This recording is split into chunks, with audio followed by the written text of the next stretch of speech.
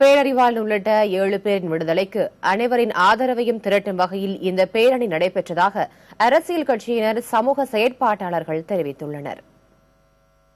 இதில் மனிதநேயம் கொண்டவர்கள் இந்த விடுதலையை ரொம்ப ஆதரிக்கிறாங்க, சிலர் அதை எதிர்க்கிறாங்க. ஆதரிக்கிறவர்களுக்கு நன்றி சொல்லவும், எதிர்க்கிறவர்களை கருணையோடு இதை பாருங்கன்னு உணர்த்தவும் தான் இந்த பேரணியை நம்ம செய்கிறோம்.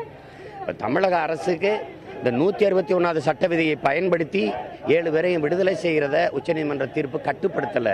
அந்த வாய்ப்பை பயன்படுத்தி தயவு செய்து இந்த பிள்ளைகளை நீங்களே எடுத்த முடிவு தான், அதை இன்னும் ஒரு தடவை கருணையோடு அணுகி 7 பேரையும் விடுதலை செய்யுங்கன்னு ஒரு வேண்டுகோளை, ஒரு கோரிக்கையை வைக்கத்தான் இந்த பேரணியை நம்ம முன் எடுக்கிறோம். மாண்புமிகு தமிழக முதலமைச்சர் அவர்கள் எழுதிய கடிதத்திற்கு உடனடியாக மதிப்பளித்து இந்திய நாட்டினுடைய உள்துறை அமைச்சகமும் மாண்புமிகு பிரதம மந்திரி அவர்களும் உடனடியாக இதற்கு அனுமதி அளித்து அவர்கள் 7 பேரையும் விடுதலை செய்ய உரிய நடவடிக்கையை மேற்கொள்ள வேண்டும்.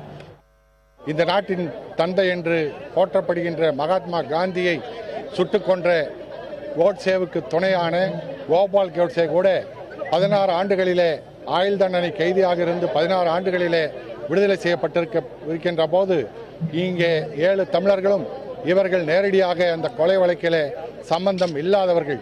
ஆகவே மனிதாபிமான முறையிலே அவர்கள் விடுதலை செய்யப்பட வேண்டும். 7 தமிழர் விடுதலை என்பது தமிழகத்தினுடைய நீண்ட நாள் கோரிக்கை. இது ஜனநாயக கோரிக்கை. இது மட்டுமல்லாமல் இவர்கள் நிரபராதிகள் என்பதை பல தருணங்களிலே இந்த வழக்கை விசாரித்தவர்கள் வெளிப்படையாக அறிவித்திருக்கிறார்கள். இதற்கு பிறகு இவர்கள் சிறையில் வைத்திருப்பதும், இவர்கள் விடுதலை செய்வதை தடுக்கின்ற வேலையை மத்திய அரசு, காங்கிரஸ், பாரதிய ஜனதா கட்சியை செய்வதும் சட்டவிரோதமானது என்பது மட்டுமல்ல, இவர் உண்மையான குற்றவாளிகளை மறைத்துக் கொண்டிருக்கிறார்கள். குறிப்பாக ஜெயின் கமிஷனில் குற்றம் சாட்டப்பட்ட சுப்பிரமணிய சாமியை பாதுகாப்பதற்காகத்தான் மோடி அரசாங்கம் இவர் 7 விடுதலை தடுத்துக் கொண்டிருக்கிறது என்பதை நாங்கள் பகிரங்கமாக குற்றம் சாட்டுகிறோம்.